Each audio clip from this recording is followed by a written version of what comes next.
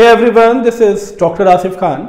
इस सेशन में हम लोग डिस्कस करेंगे biotechnology, its principle and processes का सबसे important topic, that is process of recombinant DNA technology.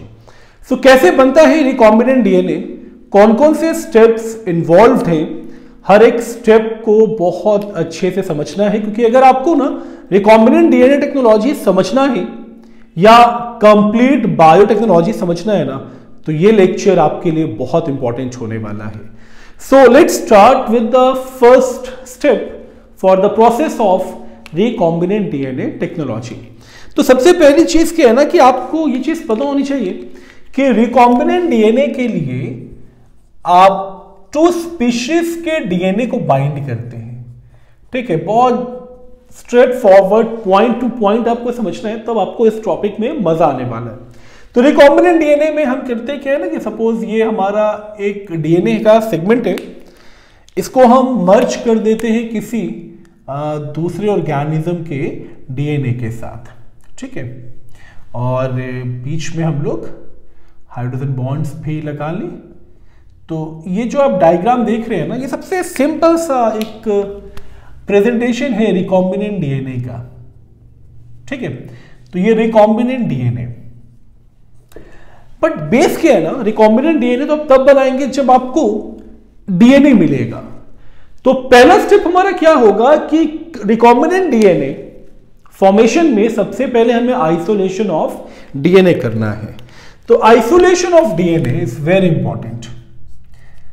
Isolation of DNA क्यों इंपॉर्टेंट है? क्योंकि एम हमारा क्या है, हमारा एम है रिकॉम्बिनेंट डीएनए बनाना। और रिकॉम्बिनेंट डीएनए क्यों बनाते हैं? बेसिकली हम रिकॉम्बिनेंट डीएनए बनाते हैं ताकि किसी जीन ऑफ इंटरेस्ट को, वो जीन जो ह्यूमंस के लिए बेनिफिशियल है, इसको आइसोलेट कर सके और इसको हम प्रोड्यूस कर सके कमर्शियली भी, या अगर किसी पर्सन में जीन डिफेक्टिव है तो उसके जीन को रिप्लेस भी कर सके बाय द फंक्शनल वन। तो इस जीन को आइसोलेट करना है, यानी सेगमेंट ऑफ डीएनए को आइसोलेट करना है, तो पहले आपको डीएनए निकालना है। तो ये जो आइसोलेशन ऑफ डीएनए है ना, ये डिपेंड करता है upon the nature of organism. तो आइसोलेशन ऑफ डीएनए का मतलब हो गया extraction of DNA, extraction of DNA from the organism. तो ये जो डीएनए हम एक्सट्रैक्ट करेंगे ऑर्गेनिज्म से, ये डिपेंड करेगा टाइप्स ऑफ ऑर्गेनिज्म पे। फॉर एग्जाम्पल, अगर हमारे पास प्रोकैरियोटिक सेल है, ओके, तो प्रोकैरियोटिक सेल में सबसे बड़ा एडवांटेज क्या है हमें कि हमें सिर्फ, मैं तीनों पहले ड्रॉ कर लूं, this is a prokaryotic cell. ठीक है बच्चों, क्योंकि आपको ये चीज तो पता है कि DNA are found inside the cell, and अगर ये प्रोकैरियोटिक सेल है तो डीएनए आपको यहां मिल जाएगा। ठीक है, एज अ प्लास्मिड। ठीक है, और यानी इसको साइटोप्लाज्म के अंदर देखा जाएगा। प्रोकैरियोट सेल में डीएनए को साइटोप्लाज्म के अंदर रखेंगे। और अगर मैं यूकैरियोटिक सेल की बात करूं तो यूकैरियोटिक सेल में भी ना 2 कंडीशन है हमारे पास। पहली कंडीशन क्या है कि अगर हमारे पास कोई प्लांट सेल है, तो प्लांट सेल में आपको पता है कि प्लांट सेल में एक एडिशनल लेयर आपको और ड्रॉ करनी पड़ेगी सेल वॉल के लिए। हालांकि बैक्टीरिया में भी सेल वॉल होता है। ठीक है, तो ये डिपेंड करता है upon the types of bacteria. तो प्लांट सेल में ये चीज क्लियर हो गई कि सेल वॉल होगा ही होगा। ठीक है, अब सेल वॉल तो फंगल सेल में भी हो सकता है, तो इसको हम प्लांट सेल और फंगल सेल दोनों के लिए ले लेंगे, मगर दोनों का कंपोजिशन ऑफ सेल वॉल अलग है। ठीक है, तो प्लांट सेल हो या फंगल सेल हो, ये दोनों है तो मल्टी सेलुलर ऑर्गेनिज्म। ठीक है, तो इसमें क्या होता है ना कि DNA is present inside the nucleus. तो ये आपका हो गया न्यूक्लियस, और न्यूक्लियस में DNA are found inside the chromosome. तो चलिए मैं ऐसे ही शो कर रहा हूं इसको। ठीक है, और एक बेटर अंडरस्टैंडिंग के लिए यहां हम लोग इसको एक इस तरह से रॉड लाइक स्ट्रक्चर में शो कर रहे हैं क्रोमैटिड्स में। हालांकि आप जानते हैं कि जब तक सेल डिवाइड नहीं होता है क्रोमोसोम्स क्रोमैटिन फाइबर्स की तरह प्रेजेंट होते हैं, थ्रेड लाइक स्ट्रक्चर्स की तरह प्रेजेंट होते हैं। बट जब बात हम ह्यूमन सेल की करेंगे, एनिमल सेल की करेंगे, तो यहाँ पे कंडीशन कुछ और अलग हो जाएगी। ठीक है, थोड़ा सा वेरिएशन आएगा सिर्फ एक्सटर्नली, इंटरनली आपको ज़्यादा वेरिएशन नहीं दिखने वाला। तो एक्सटर्नली आपको क्या दिखेगा, एनिमल सेल में या ह्यूमन सेल में आपको दिखेगा सेल मेम्ब्रेन। ठीक है, सेल मेम्ब्रेन, और बेटा आपको दिखेगा इसके अंदर ये सेम न्यूक्लियस। ठीक है, न्यूक्लियस भी दिख गया, सेल मेम्ब्रेन भी दिख गया, और इस न्यूक्लियस के अंदर कुछ इस तरह से हम डीएनए भी दिखा देते हैं, और डीएनए को बाइंड करता हुआ क्रोमैटिन। चलिए, और ये साइटोप्लाज्म, इसमें बहुत सारे ऑर्गेनेलेज भी हैं, ये भी साइटोप्लाज्म, बहुत सारे ऑर्गेनेलेज भी हैं। ठीक बेटा, तो बेसिक क्या है कि हमें यहां से कोई जीन ऑफ इंटरेस्ट निकालना है, या यहां से कोई जीन ऑफ इंटरेस्ट निकालना है, या यहां से कोई जीन ऑफ इंटरेस्ट निकालना है। ठीक है, तो प्रोकैरियोट्स में हमारे लिए क्या होगा, स्ट्रेट फॉरवर्ड समझना है आपको पॉइंट को। प्रोकैरियोट में हमें इस मेम्ब्रेन को डाइजेस्ट करना है। ठीक है, मेम्ब्रेन डाइजेस्ट हो गया, जेनेटिक मटेरियल ये विदाउट न्यूक्लियस है, विदाउट न्यूक्लियर मेम्ब्रेन है, या मैं शॉर्ट कहूं तो these are naked genetic material. ठीक है, नेक्ड इसलिए बिकॉज इसके ऊपर कोई एनवेलप नहीं है। तो इस पैसेज के थ्रू इसको हम बाहर तो निकाल लेंगे, बट इस पैसेज में और इवन डीएनए के साथ बहुत सारे अदर कंपोनेंट्स भी होंगे। प्रोकैरियोट में हिस्टोन प्रोटीन्स तो नहीं होते, बट पॉजिटिवली चार्ज्ड आयंस भी होते हैं। ठीक है, तो वो इस पैसेज के थ्रू बाहर आ जाएंगे। हम प्लांट सेल में आएंगे तो हमें देखिए, हमें चैलेंज क्या मिलेगा कि हम सेल वॉल भी ब्रेक करेंगे। ठीक है बच्चों, सेल मेम्ब्रेन भी ब्रेक करेंगे, फिर न्यूक्लियर मेम्ब्रेन भी ब्रेक करेंगे, फिर क्रोमोसोम की कवरिंग भी ब्रेक करेंगे, तब हम डीएनए को बाहर निकालेंगे। चलिए, मैं यहां इस डीएनए को बाहर जाता हुआ शो कर रहा हूं। ठीक है, चलिए, ये बात समझ में आ रही है, ये मूवमेंट हो रही है डीएनए की बाहर की तरफ। इस पॉइंट पे ही सबको समझ में आ गया होगा आपको कि कितने सारे बैरियर्स आपको ब्रेक करने हैं। Same for the animal cell, आपको सेल मेम्ब्रेन ब्रेक करना है, आपको न्यूक्लियर मेम्ब्रेन ब्रेक करना है, क्रोमोसोम ब्रेक करना है, और भी बहुत कुछ है डीएनए के साथ। तो आइसोलेशन ऑफ डीएनए में अगर हम अकॉर्डिंग टू ऑर्गेनिज्म चले तो यहां पे जो पॉइंट बन जाएगा, ठीक है, तो अगर ये प्रोकैरियोटिक ऑर्गेनिज्म है तो प्रोकैरियोटिक ऑर्गेनिज्म में लाइसोजाइम एंजाइम्स आर देयर। ठीक है बेटा, ये सबसे पहला पॉइंट बन गया, lysozyme. It digest the cell membrane. चलिए, सेल मेम्ब्रेन तो गया। हाँ, अगर ये सेल वॉल भी है तो सेल वॉल के लिए भी depending upon the its composition कि कौन सा एंजाइम हम यूज करेंगे।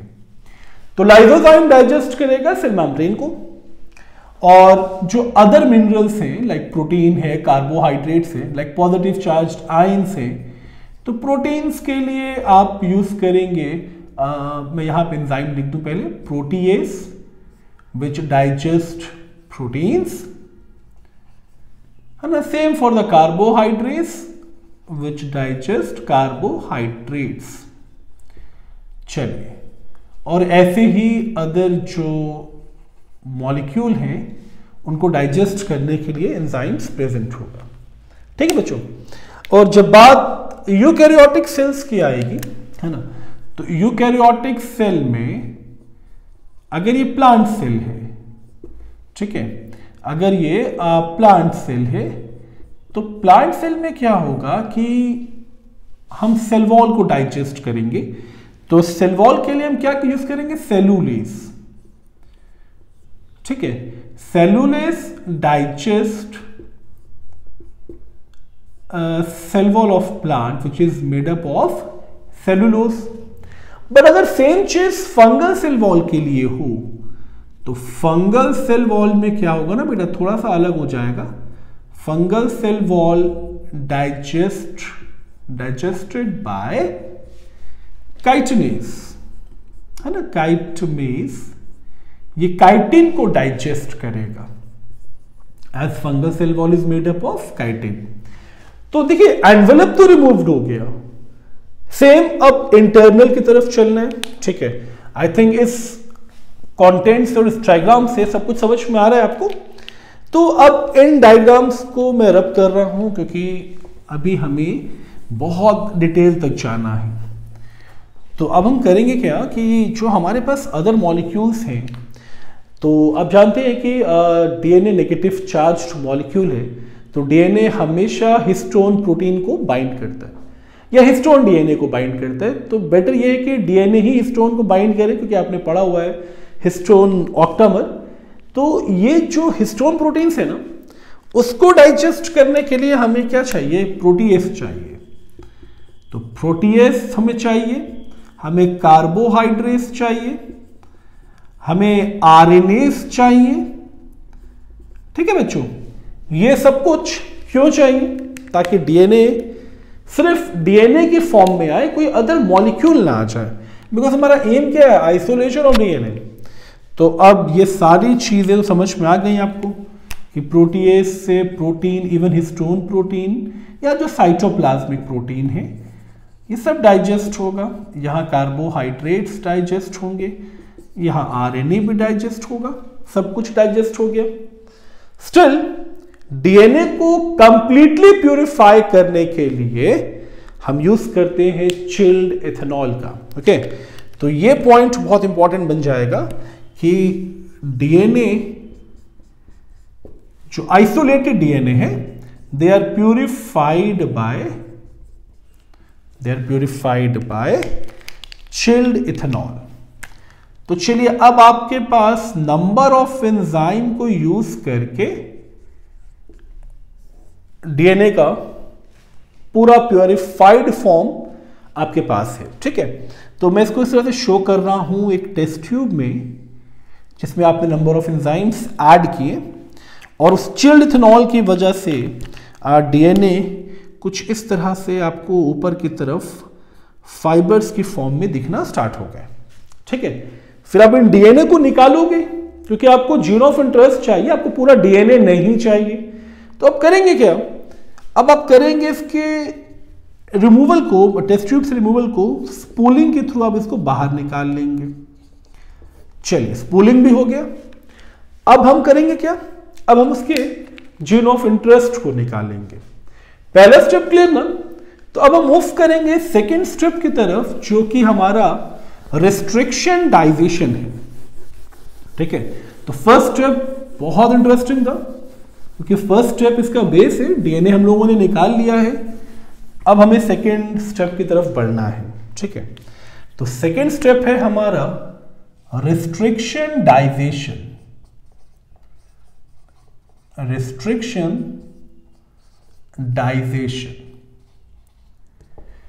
इस स्टेप में हम लोग करेंगे क्या, देखिए जो डीएनए हम लोगों ने आइसोलेट किया था ना by the use of number of enzyme, plasma membrane जितने भी सेल हो, चाहे वो यूकैरियोटिक प्लांट सेल हो या यूकैरियोटिक एनिमल सेल हो, फंगल सेल हो, सब में आप प्लाज्मा मेम्ब्रेन को डाइजेस्ट करेंगे by the lysozyme. Clear, same for the nuclear membrane, protein के लिए प्रोटीएस, कार्बोहाइड्रेट के लिए कार्बोहाइड्रेट्स, लिपिड के लिए लाइपेज। तो ये सारे एंजाइम्स आपने यूज कर लिए। अब बारी आती है जो डीएनए आपने लिया है। ठीक है, ये डीएनए आपने लिया है, छोटा सा सेगमेंट दिखा रहा हूं क्योंकि बेसिक्स जितने स्ट्रांग होंगे ना, उतना आपका कॉन्सेप्ट क्लियर रहेगा। ये हमारे पास डीएनए प्रेजेंट है, मैं इसको आइसोलेटेड डीएनए मेंशन कर रहा हूं। आइसोलेटेड डीएनए यानी वो डीएनए जो हमने आइसोलेट किया था स्टेप 1 में। अब इस आइसोलेटेड डीएनए में मेरे पास जो जीन मुझे चाहिए, वो जीन मान लेते हैं इंसुलिन प्रोड्यूसिंग जीन है या एडीए प्रोड्यूसिंग जीन है। तो वो जीन ऑफ इंटरेस्ट जो है वो कुछ इस वाले पार्ट पे है। ठीक है बेटा, ये थोड़ा मैं और डार्क कर दूं ताकि आप लोग को विजिबल रहे। ये सेगमेंट मुझे चाहिए।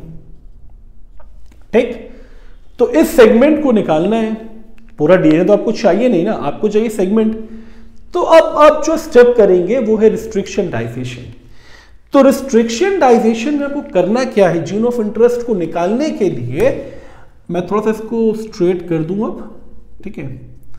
ये आपका डीएनए का सेगमेंट है और आपको मैं वही सीक्वेंस दे रहा हूं जो एनसीईआरटी ने मेंशन किया हुआ है, GAATTC एंड GAATTC, ठीक है। तो हम यहां पे जो स्टेप कर रहे हैं उसे रिस्ट्रिक्शन डाइजेशन क्यों बोला जाता है, क्योंकि अब हम यूज करेंगे restriction enzymes to cut the desired fragment of DNA. समझ में आ रहा बात आपको? तो रिस्ट्रिक्शन डाइजेशन का मतलब हो गया to obtain the desired fragment, जो आपको फ्रेगमेंट चाहिए, डिजायर्ड फ्रेगमेंट और जीन ऑफ इंटरेस्ट, ठीक है बच्चों, और जीन ऑफ इंटरेस्ट। तो इसके लिए क्या होगा, डीएनए मॉलिक्यूल्स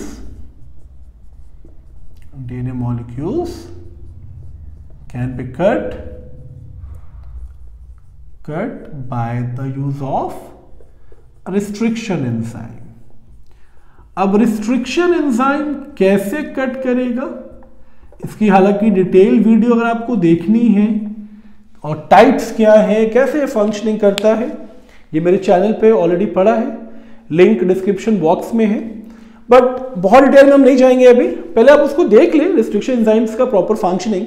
बट इस स्टेप को हम लोग यहां समझेंगे शॉर्ट में। तो रिस्ट्रिक्शन एंजाइम क्या करते हैं ना, अपना एक पैलिंड्रोमिक सीक्वेंस देखते हैं। पैलिंड्रोमिक सीक्वेंस का मतलब जिसमें रीडिंग फ्रेम सेम हो। अब आप देखिए, अगर मैं इसको इस पोर्शन से कट करूंगा, ठीक है, तो ये रिस्ट्रिक्शन एंजाइम क्या करेंगे, ये रिकॉग्नाइज करेंगे पैलिंड्रोम को, ठीक है बच्चों। जो मेन स्टेप्स है वो आपको बिल्कुल मेंशन करना ही करना है। तो ये रिकॉग्नाइज करेंगे पैलिंड्रोमिक न्यूक्लियोटाइड सीक्वेंस को। तो ये जो पैलिंड्रोमिक न्यूक्लियोटाइड सीक्वेंस है, ये 4 to 8 न्यूक्लियोटाइड सीक्वेंस होता है, ठीक है। ये मैं ऑलरेडी आपको लिंक डिस्क्रिप्शन बॉक्स में दे चुका हूं। तो जब इस तरह से कट करेंगे तो होगा क्या ना कि इस स्टेप को अगर आप ऐसे देखें तो यहां पे इस G का बॉन्ड, क्योंकि G यहां से कट हो जाएगा और ये जो पोर्शन कट होगा ये कुछ इस तरह से कट होगा। देखिए मैं इसको डिटेल में शो कर दूं, ये कुछ इस तरह से कट होगा, ठीक है। तो G के साथ नीचे जो पेयर बचेंगे वो बचेगा C, T, T, A और A, क्लियर ना। और ये जो फ्रेगमेंट कट हुआ है ना, ये हमारा जो फ्रेगमेंट कट हुआ है, इसको मैं यहां अलग से शो कर रहा हूं, that is A, T, T, C and G, ठीक है। यहां तक क्लियर ना। अब इस सेगमेंट को मुझे बाइंड करना है with the another person, with the other species आप कह लीजिए। तो अब इस सेगमेंट को, क्योंकि यही हमारा जीन ऑफ इंटरेस्ट है और इसको मैं बाइंड कर रहा हूं किसी दूसरे ऑर्गेनिज्म के साथ, बट कोई भी ऑर्गेनिज्म हो बच्चों, चारगाफ रूल तो आपको याद होगा, वो तो लगना ही लगना है डीएनए पे। इसका मतलब टी के पास पेयरिंग एक ही होगी ना। ऐसा तो होगा नहीं कि ऑर्गेनिज्म बदलेगा तो बेस पेयर रूल बदलेगा, चारगाफ बेस पेयर रूल यूनिवर्सल है। तो इसको तो आपको अप्लाई करना ही करना है। तो अब जो हम रिकॉम्बिनेंट डीएनए लेके आएंगे इसके ऊपर, वो आएगा इस फॉर्म में A T T, ठीक है। ये बात समझ में आ गई आपको। और क्योंकि सॉरी C भी बचा हुआ है, C और इसी के साथ आएगा G, क्लियर। तो देखिए एक बॉन्ड यहां बन जाएगा, एक बॉन्ड यहां बन जाएगा। ये है आपका रिकॉम्बिनेंट डीएनए, ठीक। जीन ऑफ इंटरेस्ट आपने कट तो किया, मगर अभी हम रिकॉम्बिनेंट डीएनए बनाएंगे नहीं। ये सिर्फ आपको समझाने के लिए है कि रिकॉम्बिनेंट डीएनए आप कट कैसे करेंगे। तो रिकॉम्बिनेंट डीएनए के लिए आपको जो जीन ऑफ इंटरेस्ट चाहिए उसको आप ऑब्टेन करेंगे बाय रिस्ट्रिक्शन डाइजेशन। तो रिस्ट्रिक्शन एंजाइम रिकॉग्नाइज करेगा अपना पैलिंड्रोमिक न्यूक्लियोटाइड सीक्वेंस। हर एक रिस्ट्रिक्शन एंजाइम का अपना एक स्पेसिफिक पैलिंड्रोमिक सीक्वेंस है, जहां से वो डीएनए को कट करेंगे और उसके बाद हम जहां पे मार्कर्स होते हैं वहां पे हम सेगमेंट बाइंड कर देंगे। अभी हम लोग बाइंडिंग पे नहीं जाएंगे। तो सेकेंड स्टेप भी क्लियर। अब जो डीएनए के फ्रेगमेंट्स हुए हैं, ये तो मैंने एक फ्रेगमेंट शो किया है ना, ऐसे ही हम डीएनए के जो फ्रेगमेंट्स काटेंगे ना, तो मैं आपको इसी डायग्राम में शो कर रहा हूं, डीएनए बहुत सारे फ्रेगमेंट्स में कट हो जाएगा। देखिए बहुत सारे फ्रेगमेंट्स बन जाएंगे और इन फ्रेगमेंट्स को सेपरेशन करना है, सेपरेट करना है। तो अब हम चलेंगे स्टेप नंबर 3 की तरफ, that is isolation of desired DNA fragment. देखिए थर्ड स्टेप बहुत इंपॉर्टेंट है, isolation of desired DNA fragment. Isolation of desired DNA fragments. तो इस डीएनए फ्रेगमेंट्स को आइसोलेट करने के लिए जो फ्रेगमेंट आपको चाहिए, कि आपके पास तो बहुत सारे फ्रेगमेंट्स हैं, तो आप करेंगे क्या कि इस आइसोलेशन के लिए आप यूज करेंगे एक टेक्निक जिसको जेल इलेक्ट्रोफोरेसिस बोलते हैं। जेल इलेक्ट्रोफोरेसिस बेटा बहुत इंपॉर्टेंट टॉपिक है, इसको बहुत अच्छे से आपको समझना है।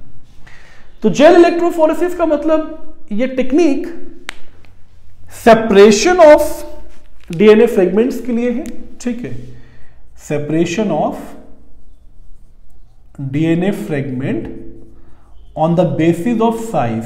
ये क्वेश्चन नीट में आता भी है कि what is the use of, what is the principle of gel electrophoresis. So answer is separation of DNA fragments on the basis of size. Size के बेसिस पे डीएनए के फ्रेगमेंट को सेपरेट हम करते हैं जेल इलेक्ट्रोफोरेसिस से। और ये जो टेक्निक है इसमें बेसिक क्या है कि आपको एक जेल का यूज करना है, ठीक है। और ये जो जेल है ये है एक्चुअली एगारोस जेल, और ये एगारोस जेल ऑब्टेन्ड होती है फ्रॉम नेचुरल सीवीड, ठीक है। Agarose gel obtained from natural seaweed, ठीक है। और इस सीवीड को हम अगार अगार बोलते हैं, ओके। तो अगार अगार से ऑब्टेन्ड होता है एगारोस जेल। या आपने एक जेलिडियम एल्गे के बारे में सुना होगा, जेलिडियम, ओके, ये भी आप याद रख सकते हैं। और बेसिकली अब इस टेक्निक के थ्रू होगा क्या कि एक इलेक्ट्रिक फील्ड प्रिपेयर किया जाता है, ठीक है। बहुत ध्यान से देखिएगा। तो ये एक इलेक्ट्रिक फील्ड प्रिपेयर किया जाता है, ठीक है। और इसमें हम यूज करेंगे या इसमें हम प्लेस करेंगे बफर सॉल्यूशंस, ठीक है। तो यहां पे ये जो हम फिल कर रहे हैं ना, ये है बच्चों बफर सॉल्यूशन। तो ये इलेक्ट्रोकेमिकल न्यूट्रलिटी को मेंटेन करता है बफर सॉल्यूशन। और ये जो आप देख रहे हैं ना, ये प्लेट, इसी को अगार प्लेट बोलते हैं, क्योंकि इसी प्लेट पे एगारोस जेल को हम प्लेस कर देते हैं। तो ये जो आप देख रहे हैं this is agarose gel, clear ना। अब इस एगारोस जेल पे सीविंग इफेक्ट्स बिल्डअप होते हैं, ठीक है। Agarose gel produce sieving effect, ये छन्नी का काम करेगा। और ये जो छन्नी का काम करेगा ये कब करेगा, जब आप इस पर्टिकुलर पॉइंट पे एनोड ऐड कर देंगे, ठीक है। एनोड, क्योंकि एनोड यहां पे क्या है ना कि पॉजिटिव चार्ज प्रोवाइड करेगा, ठीक है। ये पॉजिटिव चार्ज का सर्किट हो गया। और इस तरफ हम क्या करते हैं ना, यहां पे हम कैथोड देंगे जो कि नेगेटिव चार्ज है। तो यहां पे हम कैथोड देके चल रहे हैं जो कि नेगेटिव चार्ज है, ठीक है, यहां हम क्या लेके चल रहे हैं, एनोड, जो कि पॉजिटिव चार्ज है। बेटा एक एक चीज, एक एक स्टेप आपको ध्यान से समझना है। और अब हम करेंगे कि इस प्लेट पे कुछ इस तरह से वेल्स प्रेजेंट होती हैं, तो आपको ना अपना जो डीएनए सैंपल है वो इन वेल्स में डालना है। ठीक है, तो डीएनए सैंपल हम लोग इन वेल्स में डाल देंगे। तो डीएनए क्या होता है ना बच्चों, ये जो वेल आप देख रहे हैं, वेल्स में, wells containing DNA fragment. Okay, अब एक बात याद करिए, हम लोगों ने पहले स्टेप में डीएनए को प्यूरिफाई किया था, यानी इस पे हिस्टोन नहीं है। तो यहां पे जो डीएनए है ना, वो डीएनए नेगेटिव चार्ज्ड है। और फिजिक्स हमें क्या बताती है कि ऑपोजिट चार्जेस अट्रैक्ट्स। तो डीएनए अट्रैक्ट होगा पॉजिटिव चार्ज की तरफ। तो on the basis of size, size के बेसिस पे डीएनए के फ्रेगमेंट्स जो है वो सेपरेट होना स्टार्ट हो जाएंगे। ठीक है, जो सबसे छोटे छोटे फ्रेगमेंट होंगे वो सबसे आगे होंगे। ठीक है, सबसे छोटे वाले सबसे आगे, और इस तरह से ये जो डीएनए के फ्रेगमेंट्स हैं वो साइज के बेसिस पे सेपरेट हो जाएंगे। तो बेसिकली ये जो अगार का मीडियम है ना, यही मीडियम इलेक्ट्रिक फील्ड बनाता है। इलेक्ट्रिक फील्ड, क्योंकि आप सर्किट को देख के समझ गए, नेगेटिव पॉजिटिव, और मूवमेंट हो रहा है क्योंकि आप सैंपल को, हाँ ये आपको ध्यान रखना है, सैंपल आपका इस वेल में ही पॉर होना चाहिए। और फिर साइज के बेसिस पे, क्योंकि डीएनए अट्रैक्ट होगा टुवर्ड्स द पॉजिटिव चार्ज, तो डीएनए साइज के बेसिस पे, जो छोटा होगा उसकी डेंसिटी कम होगी, वो जल्दी से मूव करेगा। जो साइज बड़ा होगा उसकी डेंसिटी ज्यादा है तो वो टाइम लेगा, स्लो मूव करेगा। ये चीज तो क्लियर हो गई ना। अब एक बात बताइए, इन सारे स्टेप्स के बाद एक जो लास्ट स्टेप इस टेक्निक में होना चाहिए, जो फ्रेगमेंट्स है वो फ्रेगमेंट्स विजिबल कैसे होंगे। तो उन फ्रेगमेंट्स को,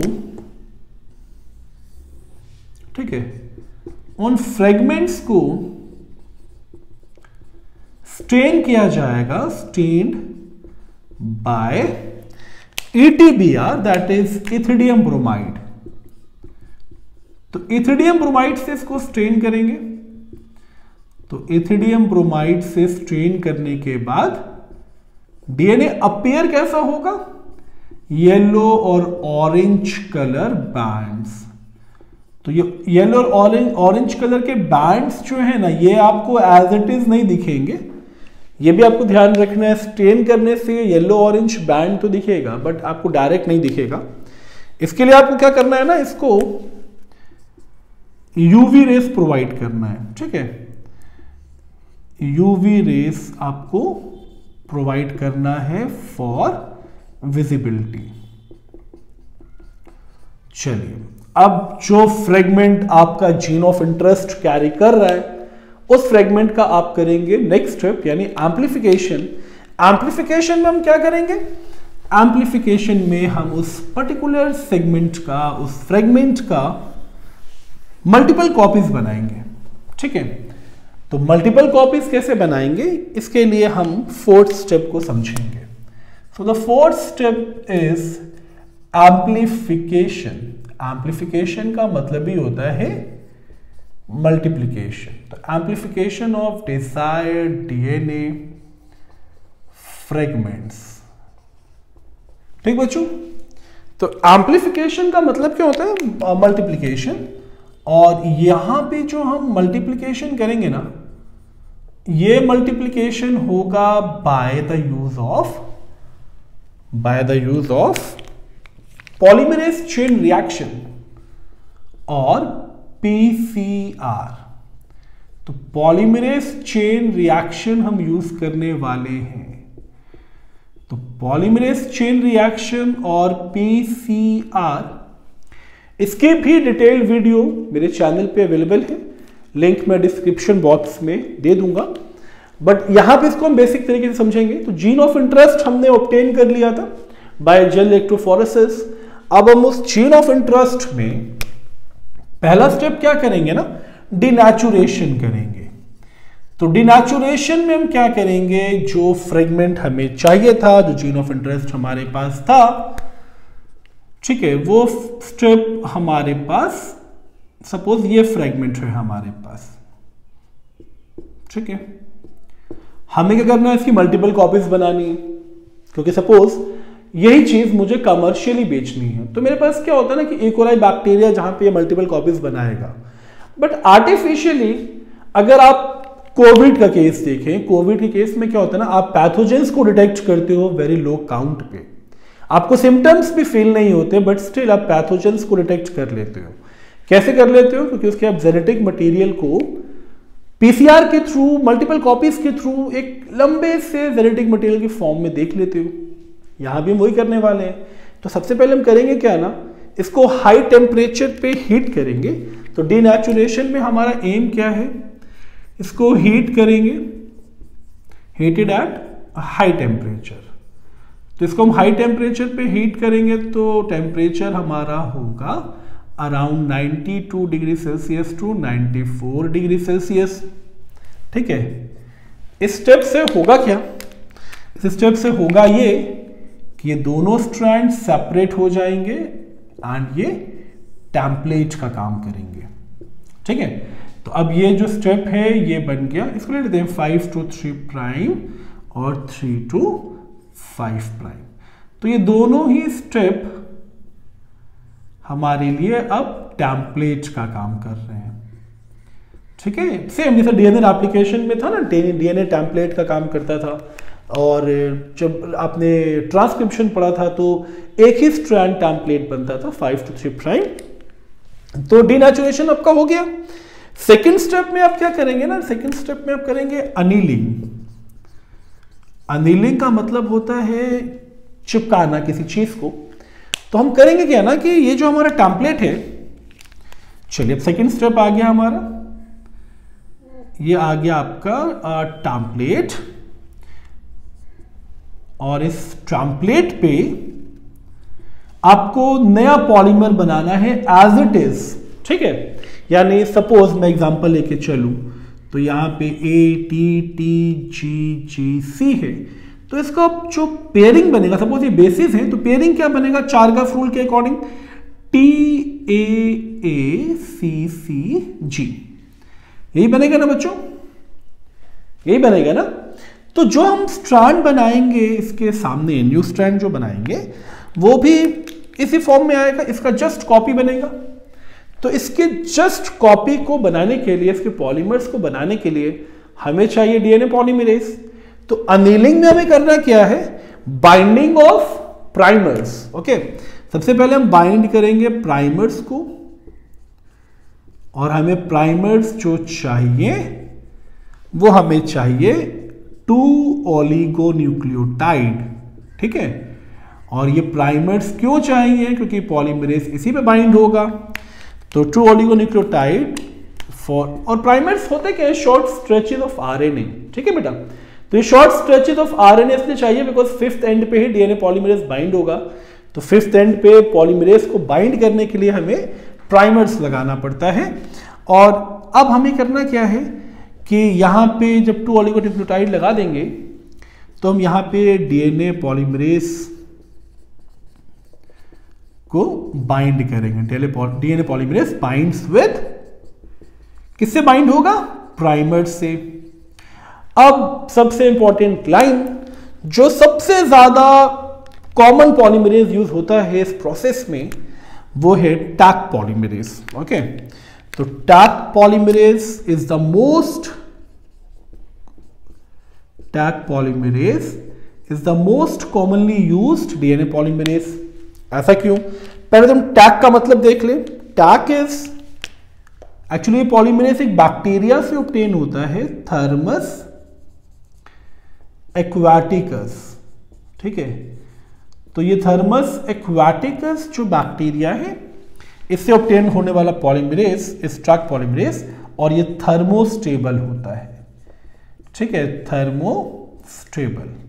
यानी हाई टेम्परेचर पे भी इस एंजाइम पे कोई इफेक्ट नहीं होने वाला। तो आइए जल्दी से हम लोग अपना सेकेंड स्टेप डायग्राम में शो कर दें। ये बाइंड किया मैंने प्राइमर्स, और इस प्राइमर्स पे हम बाइंड करेंगे डीएनए पॉलीमरेज। तो चलिए डीएनए पॉलीमरेज बाइंड हो गया। अब हमारा थर्ड स्टेप क्या है? ऑफ कोर्स डीएनए का स्ट्रैंड बनेगा, तो थर्ड स्टेप हमारा होगा एक्सटेंशन। तो एक्सटेंशन में हम लोग क्या करेंगे? पॉलीमर्स ऑफ डीएनए बनाएंगे। ओके, तो polymers of DNA formed by DNA polymerase. ठीक है, तो पॉलीमर्स बनाने के लिए आपको सोर्स चाहिए, सबस्ट्रेट भी चाहिए। तो आप कौन सा सोर्स यूज करोगे? आप यूज करोगे DNTP, deoxy nucleoside triphosphate. Okay, ये आपका सोर्स भी है और सबस्ट्रेट भी है, ट्राइफॉस्फेट। ठीक है बच्चों, अब ये जो स्टेप होगा, इससे थर्ड स्टेप में हम करेंगे क्या? एरो से इंडिकेट कर ले, अदरवाइज स्टेप हमें बिल्कुल सीक्वेंस में लेके चलना है, तो वो प्रॉब्लम आएगी कि सीक्वेंस बनेगा नहीं। चलिए थोड़ा क्लोज कर लेते हैं, स्पेस कम है। तो अब हमारे पास एक नया स्ट्रैंड बन के तैयार, और बीच में हम बॉन्ड लगा दें, और एक स्ट्रैंड इस पे बन के तैयार। ठीक है, यहां भी बॉन्ड लगा दें। ठीक है, तो इस तरह से हमारा एक्सटेंशन हो जाएगा। सो इस वीडियो में यहीं तक रखते हैं, क्योंकि नेक्स्ट पार्ट आपका बहुत इंटरेस्टिंग होने वाला है, लाइकेशन एंड कैसे इसको वेक्टर्स में इंट्रोड्यूस करते हैं, होस्ट ऑर्गेनिज्म इंट्रोड्यूस करते हैं। तो इसका पार्ट 2 मिस ना करें। आई होप ये सेशन आपको इंटरेस्टिंग लगा होगा। जितने नए व्यूअर्स हैं वो प्लीज़ चैनल को सब्सक्राइब जरूर करें, ताकि मैं ऐसी वीडियोस लाऊं और मुझे भी वीडियोस लाने में मजा आए। So thank you so much for giving your time.